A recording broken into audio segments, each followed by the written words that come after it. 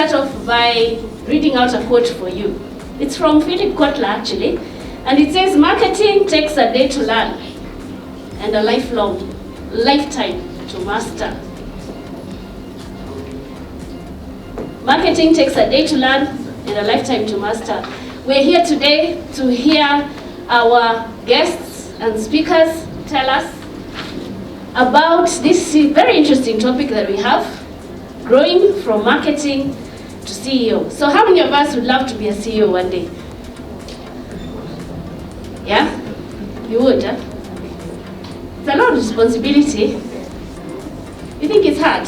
We're ready for it. You're ready for it? Yep. Yeah? You have to take the good and the bad. The good is you get a nice fat salary, right?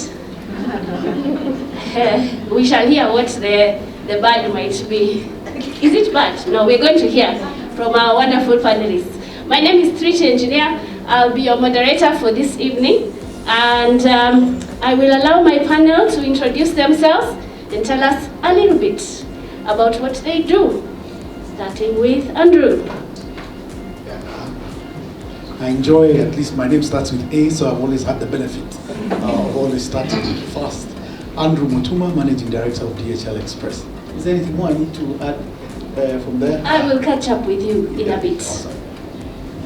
I'm Serah Katusia. I'm the MD for MediaCom and GroupM in Eastern Central Africa.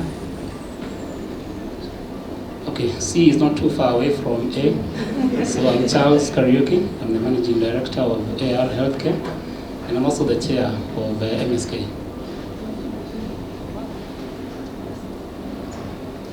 Good evening. I'm Babara, Omwayi, CEO, Spark Communications. So now that we're learning our alphabet, we actually have an A, a B, and a C. And then an S and a T. Hey, not bad, right? You guys can fill in the rest of the alphabet, I'm sure.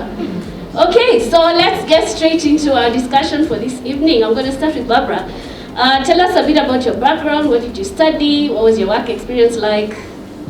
Yeah. I hope you're able to hear me, the guys at the back. Okay. So I have 14 years of experience in marketing. I started my career off doing print journalism. So my background started in print journalism, then I did a degree in development communication.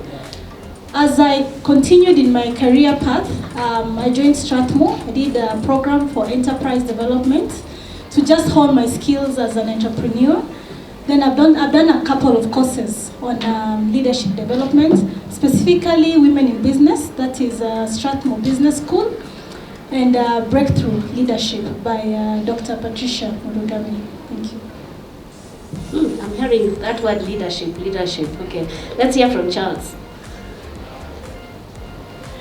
Okay, I don't know how much time you give me. 30 seconds. I'm going to give a lot of story about myself. Okay, so I'll try to summarize. I think I've worked in different industries in marketing. I started in a creative agency, moved to the hotel industry. I've worked in the insurance industry. Now I've also worked in ICT, in marketing also. Now I'm in marketing business of healthcare. In terms of my training, I did my first degree in marketing from the University of Nairobi. Went back there and did my MBA in strategic management. Then I also did my CIM, postgraduate diploma. I also did some ACI, a diploma also in insurance. And I've also, of course, done many certifications. I don't plan to go back to school again, so I just want to benefit from my education. Other than my current role, as I said, I'm also the chair of the MSK. I also sit in several boards, UN Global Compact. I also sit in the board of the Royal Nairobi Golf Club. So, and I'll leave it there, so I don't want to continue my long story. All right. Very many sectors, Charles. Very interesting. We've heard about Strathmore, we've heard about UON, we've heard about CIM. Serah, it's your turn. I think I started in marketing actually at hotel at Sarova Panafric as a marketing executive. And I actually wanted to do communications in school. Imagine, I wanted to be a journalist. Can you imagine? So I actually, I shouldn't say that, but I started my career by doing a course in marketing, in communication and advertising, right? A diploma actually. And then I started working. And then halfway as I worked, then I did a degree in marketing and leadership with Liverpool University. Then I did CIM. And I think CIM just gives you the real drop into marketing. I think sometimes more than the degree you've done in marketing. And then I did leadership and strategic mini MBA with Harvard. And I think that kind of helped me really decide, oh wow, okay, leadership is actually something people learn. You know, it just doesn't happen. You actually have to be taught and you learn about it. I'm currently, unlike him who doesn't want to go back to school, I'm currently preparing to start a master's in creative leadership with the University of Berlin. And why? Because I've discovered that pre-COVID, post-COVID, the new world needs a whole new set of leadership skills. And it's not about the technical skill first, it's about how creative you can get with your solutions. So yes, I'm back to school. I enjoy it quite a lot. I do quite a bit of other things in marketing. I work with Strathmore and 3T on a project called Crucible by Strathmore, where we get students in marketing to work with brands and come up with campaigns. I sit in the board of ISA, which is the International School of Advertising. Why? Because I really believe we do not really have much of training in advertising in Kenya, and ISA allows you to really learn and get to become an advertiser in a quick way. And I was just telling a friend of mine now what I'm doing most is sitting in advisory boards for startups in technology. And because everything we do today, whether in communication, in healthcare, in logistics, technology is at the heart of it. Wow. So we add some more words to our list. Which words should we add now?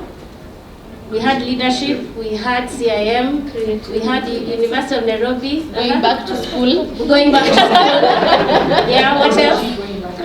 Creativity. Technology. Harvard, yes, Harvard. Berlin. Networking, right? Sitting on boards. Okay. Now the pressure is on. Andrew with the name. I'm wondering why did they just start with me? This list is it is endless. So I started my career at a bank. I then worked for ExxonMobil. I'm a young man. I've just done 22 years of work. Yes, I look that young. Yeah? So I've done 22 years. After I left ExxonMobil, I joined Nokia. After I left Nokia, I worked for an advertising company as a CEO for a PR firm. I then moved to British Council for marketing and communications. In between there, I did my CIM. I'm currently a fellow and a chartered marketer with the UK. I think 30 is the other person here who is a fellow. And then from British Council, I worked with a cargo company. Interestingly, from there, I moved to an interior design firm as the GM. And I'll tell you the story later. Then from there, I worked with a courier company, TNT Express, before then moving to become the managing director of DHL Express. And that's where I've been for some time. So, you know, I don't have all those, you know, the boards and stuff like that, but I am also a board member of a hospital as much as I am a board member at DHL Express. It's been an interesting journey as far as marketing is concerned, but one thing I'll tell you about the Chartered Institute of Marketing, it changes your perspective about being a marketer. You move from just selling and thinking you just sell and a brand to thinking entirely about cross-functional business support and how you're able to help the organization. The thing I'll encourage you to do is that marketing helps you to be fluid, understanding products, understanding markets, understanding what is critical for each of those markets and how you need to sell. So for me, it's been fun being at the place where I can move from one sort of business to another business, simply because I've been able to look at products, understand them quickly, understand where the organization is in the market, and how quickly we can grow market share, etc. So in short, that is me. All right, what words are we adding? Express.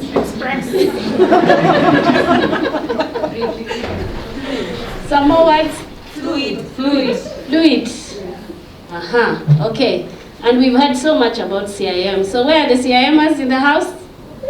Raise your hands. Yes.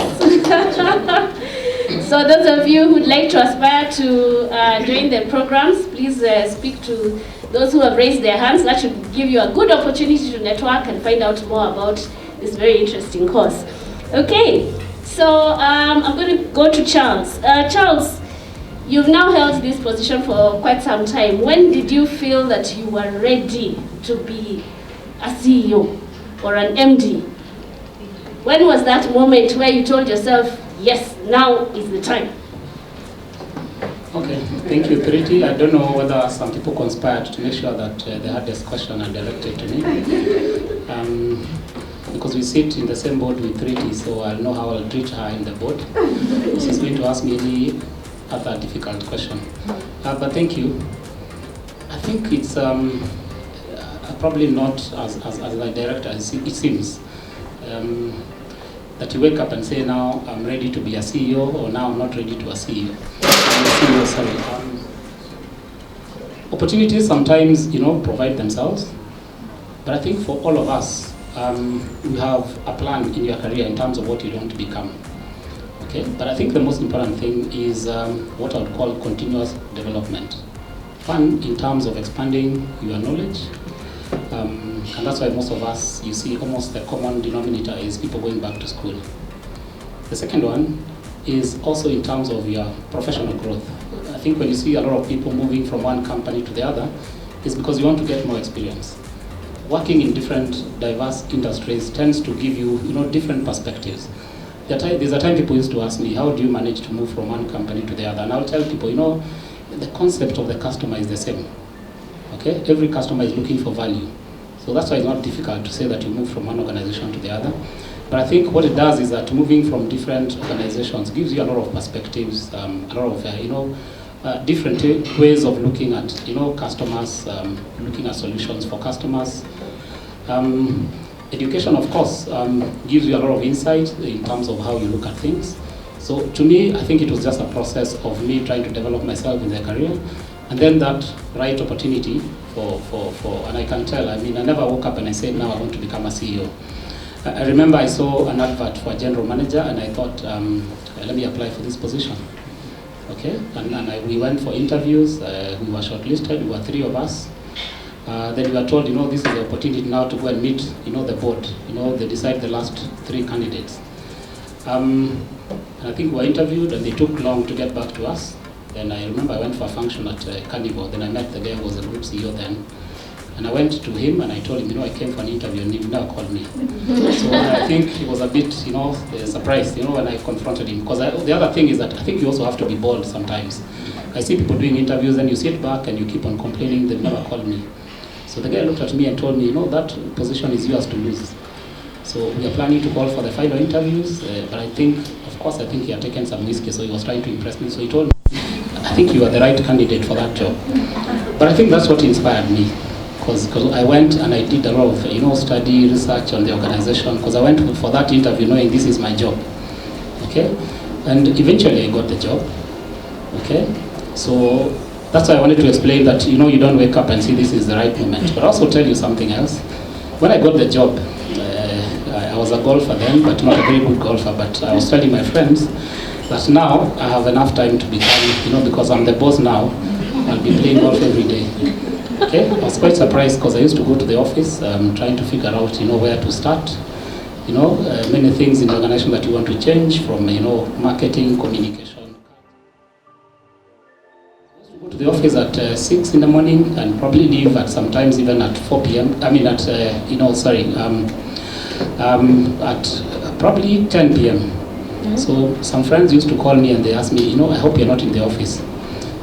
But that's now the challenge. I thought, you take over an organization and now you'll be the boss. So you just be delegating and go and play golf. I didn't know that what I was getting into. But it's also exciting, the things now you're able to do, driving the organization at the top, and, driving the vision of the organization. So I think to answer you, Thriti, I don't think anybody sits, and I'm telling these ladies and gentlemen who are here, don't think that you wake up one day and stretch yourself and say, today I feel like I can become the CEO. Yeah, so I think it's a process, and then the right opportunity will come. Okay. Yeah. So it sounds like we need to seize the opportunities, but we also need to be ready for them, right? And there's a level of boldness that is required to be at the top. And it's not all about fun and games, it's also about a lot of hard work, but it's fulfilling that you're able to make all these changes. So let me go to Babara. What's the most fulfilling part about being at the top of the organization? Wow, there are so many fulfilling moments, but just to mention one is being able to build a strong team. Because I believe for any organization to be successful, you have to have such a strong, reliable team. So for me, what gives me fulfillment is being able to build that strong team, having seen people who come in probably as interns or at entry level and watching them grow to take leadership positions in an organization gives me a lot of fulfillment because it also ensures the succession within the business. Okay, so I'm going to Andrew with an A. And Andrew, I know you've been at the forefront of talking about how marketers need to be ready to take up some of these positions at the top. Do marketers make good CEOs or MDs? Of course, if I say no, then I have a problem. Because that would mean that they are not qualified, and neither am I in terms of neither you either in terms of taking up these positions. Okay, let me change the question then. So, what is it about marketers that make them fantastic CEOs? That is better. Years ago, everyone wanted an accountant to be CEO. That was the mantra. So for me, when I finished campus, I was told you have to go and do accounting. Let me just say it didn't turn out well. It didn't end up well. But I had a passion for marketing, and I enjoyed going to just traveling. And ExxonMobil gave me that opportunity, and not traveling at out of Kenya. Yeah, guys, we're not there. In country. But it gave me the opportunity to learn how to build relationships, how to talk about business. So that when you have conversations, I'll tell you some of the people who are people I have met. Aden Duale was actually my dealer at Bondeni in Mombasa, and was my dealer for 3-4 years. And that was the former majority leader for Jubilee. The current president of the Court of Appeal was my lawyer at one time in Mombasa when I had to hide myself because of some incident there. But it taught me how to be able to engage with a lot of people.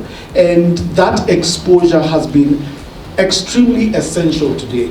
Because what are businesses looking for today? Businesses are looking for growth. Businesses are looking for revenue. It's revenue streams that we're talking about. So whatever your products, whatever your markets, it's quick understanding of your markets, quick understanding of the segments, quick understanding of who are your competitors, quickly understanding and how quickly can you go to market, quickly understanding how fast are you able to sort of acclimatize in different markets.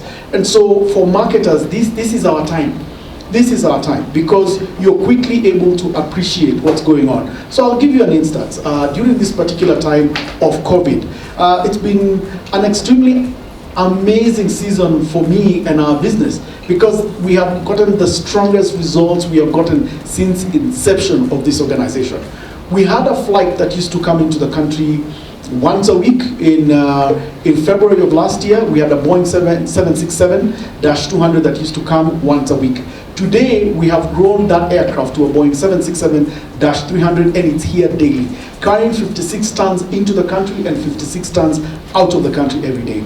I have met my numbers for 5 years in a row. And you know why? Because I'm excited about going to meet customers. You know, that fear is not there.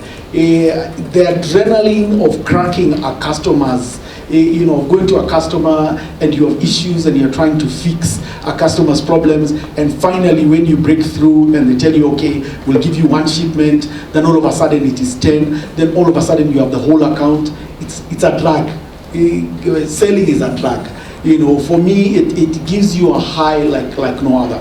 And that's why you're seeing today you have a lot of marketers who essentially are leading organizations, because marketing is just not about selling. It's about putting the right people in the right places, having the right organizational structures. And I think that's what CIM has taught all of us.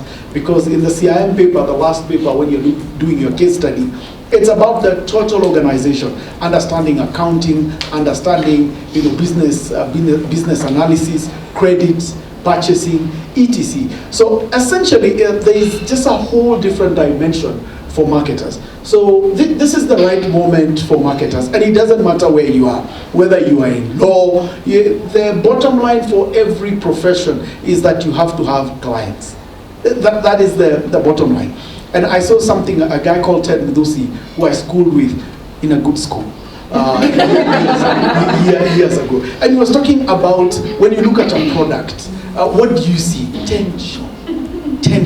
And he was talking about that's what you see. And so it's a consumer thinking, you know, how do I purchase this product?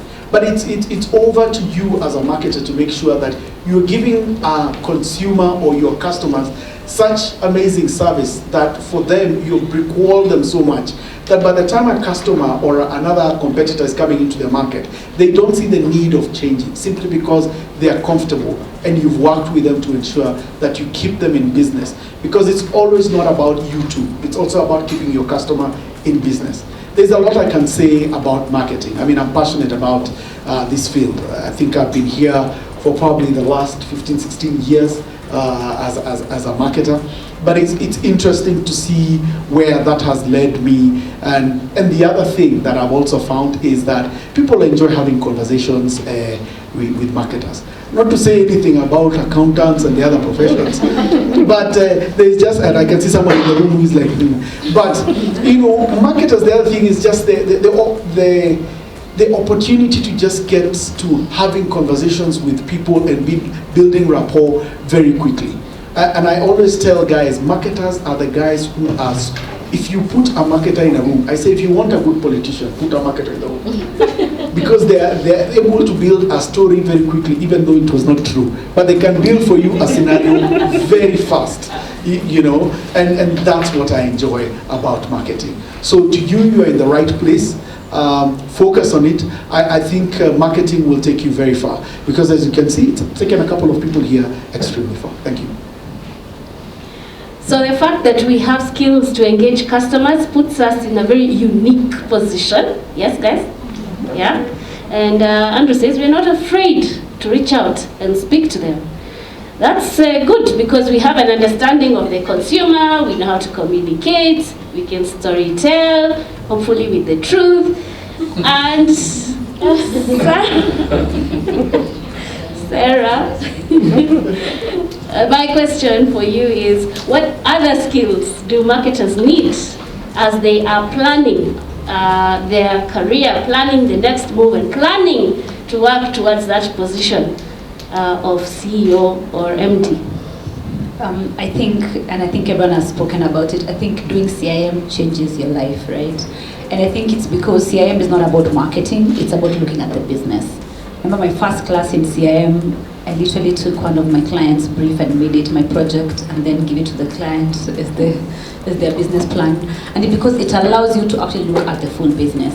So if you're in marketing, I think as you get into getting ready to be in leadership, you have to remember technical skills are fantastic, but leadership skills are it, right? People skills, leadership skills, client management skills are so important. And sometimes, you find marketers who are so good at the technical aspect, but they're struggling with either leadership or people management. Leadership then means who am I finding to put in the right places, as Andrew said? Who am I hiring? Who am I working with? How do I coach them to be the best version of what they're supposed to bring to the table? Two, leadership is also more so about creating a team and a culture. Because at the leadership level, if you're in marketing, you're probably working for a company that the culture has been created by someone else and you're just part of that team. But when you become the leader of that organization, you're running the culture and creating the culture of that company. In leadership, as they say all the time, I'm sure you're a marketer, you've had it, culture eats strategy for breakfast any day. So you can have a team of average people with fantastic culture and they deliver better than a team of geniuses with bad culture. So I think trying to build yourself as someone who understands people, who understands the dynamic between creating a team. And my office is an average of, I think, 27, 28 years old. And I think what I'm learning every day is we are also learning afresh how to manage young people. So when you hire a team, and now I have like 22, 23, 24, 25, 26, 22, managing those people is completely different than managing people in their 30s. And leadership is learning how to manage diverse people and get the best from them every day. I always say, before we look at brand love for our brands outside the brands, advertising, the first thing is to look at the brand love of the brand that you're managing. So if I'm an MD at Mediacom, what is the engagement and brand love for the people who work at Mediacom? As far as I'm checking the brand love for KCB or any other brand. And in terms of leadership skills that allow you to become very good at customer management, right? And I think sometimes we feel, I don't want to go to school to learn that, I think I can just get it. There are people who are very good with people. Look at him, he just said he's fantastic with people. I had to go to school to learn to be very good with people because I was more of, do I have to talk to them? Can I just write them an email, But I actually had to go back to school to learn how to get client management. And we have a training at Mediacom about client leadership. And when you do it, you're like, okay, the last time we did it was here, right? It was in this room, the last training we did for client leadership. And when you listen to it, you're like, I didn't know that. It helps you get the tools for client leadership. Because if you're a CEO, you're going to meet a fantastic client, and then you're going to meet, a non-stop so fantastic client. And you're going to look at them and wonder, should I fire them? No, I need the money, it's COVID. What are we going to do? But I think learning how to do client management allows you to learn how to manage the good client, the average client, and the bad client, and get the best from all of them. But also I always say leadership is about bravery. It's about being brave to ask for things. And as women, believe me, brave to ask. I tell my teams all the time, if you don't ask, no one is going to offer you. And I learned it in my own career so many times where I'd be like, what? Someone had just gotten the job I wanted, but I didn't ask. You have to be brave enough to ask. The courage to ask, and not because you're ready, by the way, I respect all the men in the panelists. If you're a woman, you rarely would interview for a CEO job unless you are 170 qualified for it, okay? That's just, it's fact, and it's actually data shows that, right? But if you're a man, you'll have 60% and you'll apply. And you'll walk into the room with such courage, Charles just spoke to us about it, right? And you'll get that role. Have the courage to know, I know 70% and I can learn the 30. So I'm stretching myself to learn that 30. That courage is so critical as a leader, because every time you find a timid CEO, you're always like, you're like, this guy, this lady. But every time you find a brave CEO, you want to work with those people, right? You want them to be your clients, you want them to be your partners, and brave CEOs get the work done. So yes, there's a bit about learning technical skills about it, and there's a bit of telling yourself, I know I'm good enough, I know I can do it, and I'm going to be brave. And if you fail, it's fine. We all fail, I can tell you for sure. You learn from the failure, you pick it up, you keep on. And bravery allows you to fail forward, as opposed to fail and feel like, oh my God, this is it, this is the end. No, I think in 2020 we started the year with, I think everyone here would say, but maybe not him, he's in a very good industry for COVID. But I think we started the year, and I remember we lost our biggest client in March, right about when COVID started, and I was like,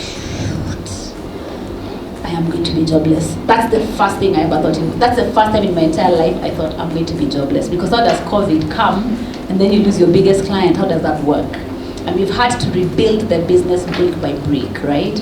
But courage is knowing that we're in a bad place today, but I know we have the tools to rebuild and have the courage to go at it over and over again. Right, so I think what we're getting out of that is that don't be afraid to go back and learn what you don't know.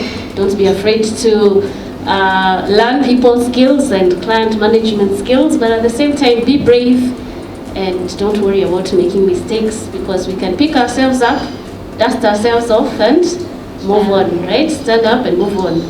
I hope you have questions for our panelists. Do you?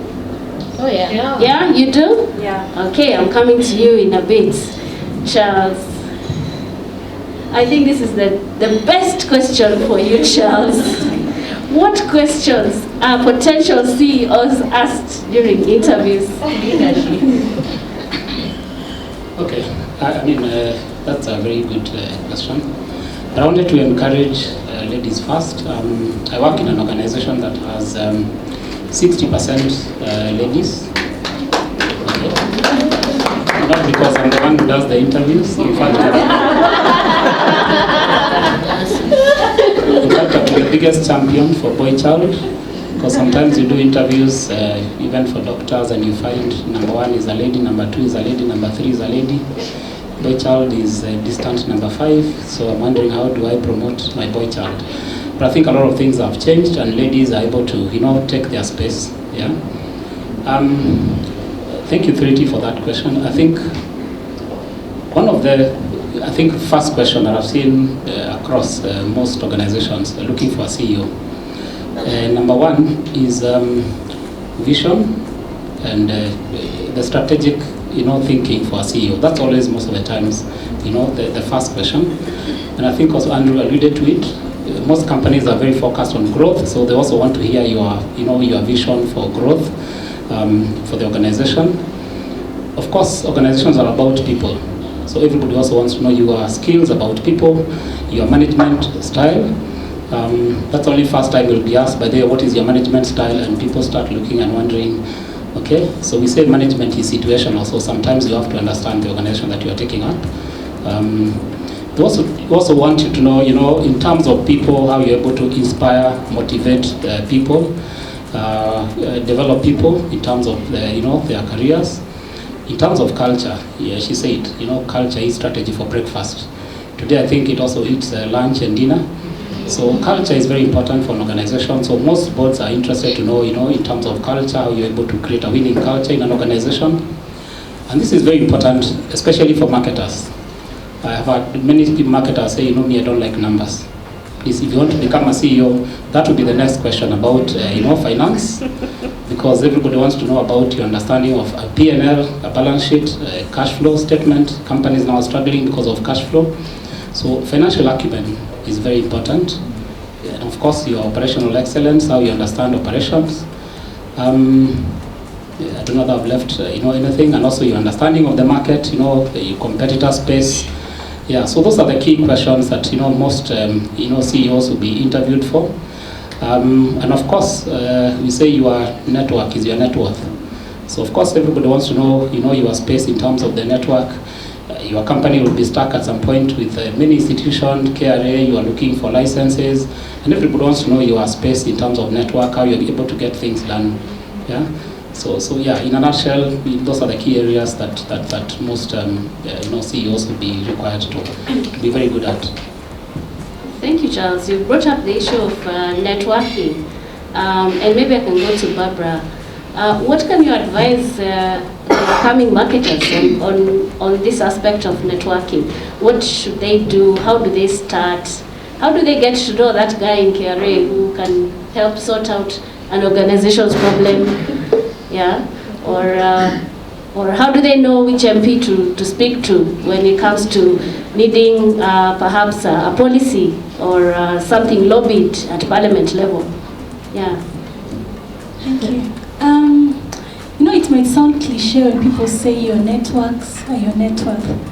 But as a woman in business and the CEO of my organization, I've seen the power of networks. I remember when I was young in my career, I'd see events like this or any other event, and I'd pay my 1,000 to go. Then you collect a lot of cards, and after 2 days you start calling. Hi Andrew, we met at Top Marketers. Hi Serah, we met at Top Marketers. And over time I realized it really was not working. Yes, I ended up buying so many card holders with so many cards, yes, and no results. Yeah, and I thought of how about changing my tact. Yes, before going for an event, for example, I want to find out who's going to be at that event. I remember the whole week I've been harassing Victor, asking him who signed up for that event. Is it somebody who's going to help me get to my next level? Yes, so that I can prepare. If I'm going to meet Liz, Liz? Yeah. If I want something from Amref, and I'm told Liz is coming for that event, then I prepare myself to be able to know what will I discuss with Liz. Because time is also precious for people. You don't want to waste people's time and say, oh, hi, so-and-so. So you work for Amref. It's so cliche, yeah? And somebody will not give you their time. So in regards to networking, be very strategic on how you want to network. Get to understand which areas you want to network and whom you need to network. So, for example, if you want to meet an MP, get to understand where does this MP hang out? Is it at Cedars? Will Cedars be the right? Charles, will I find them there?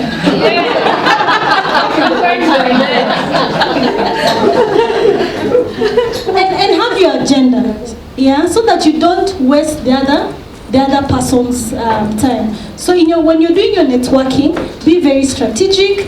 Get to understand what you want from this person, where you'll get this person. And sometimes you may not get this person directly, but you know somebody who knows somebody who will connect you to eventually the person you're looking for. In industry secrets, right? Cedars. Yeah, I hope you're taking Trinity, maybe one day I'll give a story about the kind of calls we get from people looking for. But sometimes you feel like you want to educate them in terms of the the right approach. Because sometimes you're probably looking for, you met chairman of an organization or a CEO. Sometimes it's good to call and probably ask somebody to direct you to the right person, rather than to start giving every detail to to the CEO, because sometimes you might irritate somebody who could even have helped you. Sometimes it's how you prepare and how you ask for information and guidance, and to be directed probably to the right person. Because I don't think there's a CEO who sits and does procurement. So when somebody starts telling you these are the things we sell and they want to go into the details, we are the best in the market, we got ISO certification, and sometimes you tell the person, let me call you back. Just to add on one thing, it can be very annoying if people call to ask. Yes, be a giver instead. You get to access more people when you're ready to help. So when you want something from someone, try and find out what is troubling that person. What solution can you offer? That way too, you'll get an easy access as opposed to asking. Always look at these relatives. When you see a call from them, you don't want to pick. Because every time is this idea. There's no day they'll ask you, can I come and even babysit for you? And the same strategy works even for us in corporates. Whenever you want to network, you want to get a mentor, you want to build your career, always approach somebody from a point of you want to give, as opposed of you want to take away from them. And I think that really ties in very well with something that Charles said right at the beginning about adding value. Yeah. So how do we add value to people around us? Fantastic. I'm coming to Andrew. Andrew, who is or was your role model in leadership, or who was your mentor in the marketing profession? And how would you advise our participants here today to find the right mentor? Mentor. I think I've started hearing mentor later now, you know. This is a generational problem. When we started work, there was nothing like mentorship. But for me, it was, CIM was quite accidental. I was in the oil industry and doing exports into the region. And the thing about exports is once you have sold, you have sold. So you can sell, you might have 5 million liters, and somebody from Rwanda comes and buys all 5,000 liters. So it's essentially, you don't have anything else to sell for the month. I mean, you sold everything. You've sold everything and you're just sitting in the office. So one day I just Googled and I thought, you know, can I see any marketing thing that I can do? Because I used to work in a company, and in the oil business that time, they used to call it fuels marketing department or lubricants marketing department. Okay, so in checking and finding out, that's when I got into studying CIM. So I wouldn't say at the time marketing was just, it wasn't that huge at the time. What for us we used to think marketing was advertising. Now advertising was big, above the line was really huge at the time. And so when I was going for marketing, at the initial thought, it was just trying to understand how you do this branding thing, how you think about it, until I realized marketing is not just about above the line, it's not about the brand only. There's so much more you have to consider when you're thinking about selling and when you're thinking about an organization and marketing as a whole. But today it's a little different. So I won't talk about then, but I'll talk about now. And so now it's you're better off being at a place where you understand what are the ways you need to think about business. And for me, in the few years that I have been in business, one of the people that has been very instrumental, or who had been extremely instrumental in terms of how I thought about business, was Dr. Kirubi. Dr. Kirubi was my chairman. And it was amazing to be able to sit down with him and just have a focus and discussions about business. Dr. Kirubi was he was in advertising, he was in manufacturing, he was in investments. And so sitting down to have that conversation, how do you move from one point to the other? What are the things that I need to consider? It was a good place to be because you have a person who encourages you. And it's not everything that requires genius. Sometimes it requires somebody to be gracious to you. And without going into a great deal of things, for him, his first business, the first business he owned, he got it simply because somebody was gracious to him. Somebody was kind enough to say, I like you, and I would like you to come and become a director in our board. And the next thing he knew, a few years from then, he was the owner of that business. So it's important to get somebody who is influential, somebody who can be able to guide you in terms of business. And I've enjoyed that. I think the second thing for me is don't fear. There's no office I cannot walk into, including State House today. I promise you I want to see the president, I will see the president. And it's not about who I am. It's just the fact that if that need to resolve a problem requires that the president sits and looks at me in the eye and tells me yes or no, I will look for it. The thing is about boldness. There's just some genius in boldness. There's just something about approaching somebody and saying, my name is so-and-so, and I would like to meet you. I would like to have a meeting with you. This is what I would like to discuss. And back to preparation. Prepare. You know, we used to say when we were younger, is not, don't have conversations with people and start stories, long stories. Because the other thing you realize about being the head of a business, there is so much going on every time, and you are dealing with crisis every day. There's crisis. So anyone calling you to start having a lengthy conversation is very difficult. But if you're going to keep it short and tell me exactly what you want, and sometimes I find a text message to somebody I really want to see is short, and I say, my name is so-and-so, and this is what I'm looking for. Could you direct me to the right person, or can you assist? Done.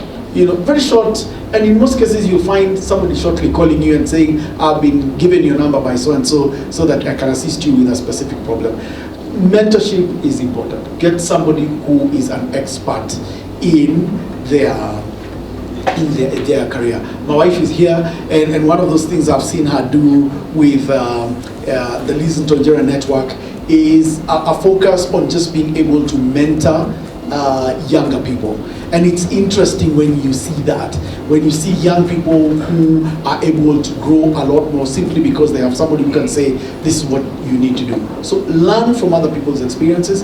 Don't spend too much time making mistakes of your own. It's important to make your own mistakes. That's important. But also learn from others. It's important for me, like if I want to do something in medical, now I know chance. So I don't have to kill myself when I'm going to tender next time for something else or medical. I can always call and say, could you help me think, what are some of the key things you need to think about? And he'll let me know as quickly in terms of what needs to be done. Mentorship is really important. Coaching, at the offices today we talk about mentoring and coaching. It's important to be able to get somebody you can look up to, somebody you can talk to about your career, and somebody that can guide you in terms of the thinking. And Dr. Kariuki was that person to me. Thank you. All right. Get a mentor, get a coach. Don't be afraid to ask. I think that's what we've picked. Keep the questions ready. Keep the questions ready. Right. Serah, you've talked a lot about leadership today. How would you define authentic leadership? I think I'll define authentic leadership from my point where I sit, and I'll start with a short story. So I'm in advertising, and when I started in advertising 14 years ago, advertising was really cruel. Like really, if you've been in advertising, it was just cruel. And why? It's because it was as if all your boss wanted to do was shout your head down until you get it or you don't get it, and if you don't get it, then you see the door. And I think I learned authentic leadership by looking at what was not authentic. And I always say it's the weirdest thing. Every time I had a bad boss, I said, I will never do that. Like, and I have a diary I've been writing for like 15 years. And when I go back, I have all these things where I'll be like, I will never do this. I will never be the person who does this. I'll never be the person who does this. And it helped me a lot in deciding what kind of leader do I want to become. But for me, authentic leadership is a leader who has a team that is open and would, if your team is open and can interact with you at any level, you're being authentic. You're bringing your full self to life, to your team. But you have good days, you have bad days, you can't be perfect. Is your team able to know that you're bringing that to life? Because what it allows your team to do is also to be able to bring their authentic selves to the office, and therefore today if I'm having a tough day, I'm having a tough day. If I have a child and sorry, my kid did not sleep yesterday, I'm going to tell that person, maybe you should go home and sleep because you did sleep. But they have to be in a space where they feel it's okay for them to be that in the office. The other thing about authentic leadership for me is about respect. And it's about respecting everyone who is your team member. Well, it doesn't matter what they do in the office. The cleaner, it doesn't matter actually. I always say, if I walk into a place and this person respects you as an MD, but then treats everyone else who's below badly, then you already know how that place works. So respect is so critical in authentic leadership because it allows everyone to feel as they are human, right? Authenticity is about just being human and being yourself. 2 years ago, I did a GroupM course that is called Walk the Talk. And Walk the Talk is a women leadership and about really teaching us how to be authentic leaders. And you spend 3 days where you don't talk about the KPI of the business. You don't talk about work, just about you as a person. What are you trying to do? And what are the things that allow you to be an authentic leader? And I remember one of the things they mentioned about authentic leadership is learning to say, what is my gremlin? And gremlin is what is this thing in your head that you put in your head for years of career that is the most scary thing in your life. And because if you're always scared of that thing as a leader, you're always acting out of fear. And the day you stop acting out of fear, you actually become a very free, authentic leader. And I remember thinking, I'm like, oh, what's my gremlin? And you can't, they really force you to actually figure out what is this thing you're so afraid of as a leader. Is it losing a client? And if it's losing a client, especially in advertising, it means you're driving your people so hard that at some point you will lose a client because you've lost your people. And I learned that my biggest fear was just, I don't want to be that person who loses clients. I just want to always win. And therefore, I have to be like, but winning doesn't always come from driving people so hard. Winning comes from letting people be themselves, and in that, they are authentic. And it's not always so easy because sometimes you fear, authenticity comes with, will people accept the authentic self that I am? Will they see that person and be like, I like that person? Or will they see that you, and therefore they're not okay with it? And I'm sure, you're in a corporate setting, there are so many people you find whereby when you meet them outside the office, you're like, huh? There are some of my clients you meet outside, you're like, wait, you have to almost be like, who's that? Like, because they're such different people at home, and then they are very different people in the office. That's not authenticity. The person you are in the office should be the person you are at home, is the person you are with in a social space, because it's just you. And I think sometimes we in Africa, we feel like my real self might be too not good for people. Therefore, you create a persona that is the office boss. Some of the worst bosses I've had in my life are such nice people in real life. And I used to have such a big problem just figuring out the two, like, what do you mean this chick nice trying to be nice? What? No. But it's because they are trying, and as women especially, you're trying to be this person because you feel like being this person is being respected. And when you're authentic, you feel people might think they can step on me. But when you bring your true self to life, I have learned that the life then gives you back. Your team give you back. And you'll find a better relationship with your clients, a better relationship with your partners in work, stakeholders, a better relationship with your team, which is the best. Because they also feel, you give them freedom to be authentic at work. So if you are authentic, then everyone else is authentic to you. If you're not authentic, and she mentioned about networking, when you're not authentic and you try to network, what happens?